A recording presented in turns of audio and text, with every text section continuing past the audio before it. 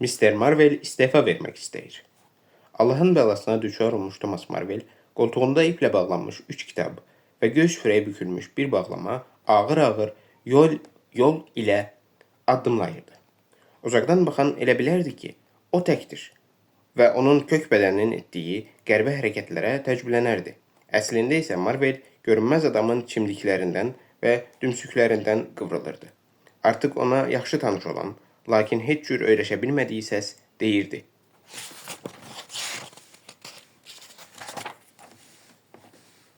Əgər sən bir də məndən qaçsan, əgər məndən qaçmaq fikrinə düşsən, and olsun vicdanıma, səni öldürərəm. Marvel az qala ağlayaraq, mən sizdən qaçmaq istəmirdim, deyə cavab verdi. Bu axmaqların mənim sirrimi bildikləri bəs deyilmiş kimi, bir tərəfdən də sən mənim kitablarımı götürüb qaçmaq fikrinə düşdün. Onların bəxti gətirdi ki, vaxtında gizləndilər, yoxsa səs bu sözləri möhkəm söyüşlə qurtarıb sustu. Mister Marvelin üzündə daha böyük bir ümidsizlik ifadə olundu. O sürətini azaltdı. Ditərpən, səs dedi. Kitabları salma. Səfək, yeyin yeri. Sən hələ mənə lazımsan. Mən gücsüzəm. Mən çox zəifəm, deyə Marvel ağlımsındı. Doğrudan, görünməz adam istehza ilə soruşdu. Mən deməzdim. Bu kök bədəninlə elə qaçırdın ki, heç mən də sənə çata bilmirdim. Yalvarışlarının heç bir təsiri olmadığını görüb, Marvel məsələni başqa cür qoymağa qərar aldı.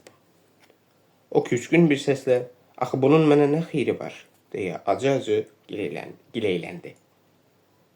Səs var qüvvəsi ilə, bəsdir, deyə çığırdı. Mən səni təmin edərəm, yalnız deyilənə əməl et. Bunların öhdəsindən gələ bilərsən, axmaq olsan da bacararsan. Sizə deyirəm ki, cənab, mən bunun üçün münasib adam deyiləm. Sizə zidd getmək istəmirəm, lakin bu belədir. Əgər susmasan, mən yenə də sənin qolunu vuracağam, görünməz adam dedi. Bu vaxt alaqaranlıqda ağacların arasından kilsə qülləsinin cizgiləri sezilməyə başladı. Səs dedi.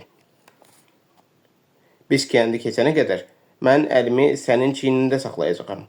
Yolunu düz get və axmaq iş tutmaq fikrinə düşmə, yoxsa pis olar. Marvel ah çəkərək, bilirəm, bunu mən yaxşı bilirəm, deyə cavab verdi.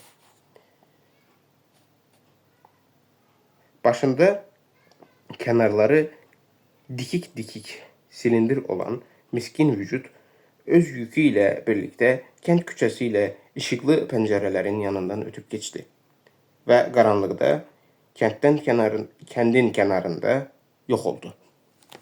Son.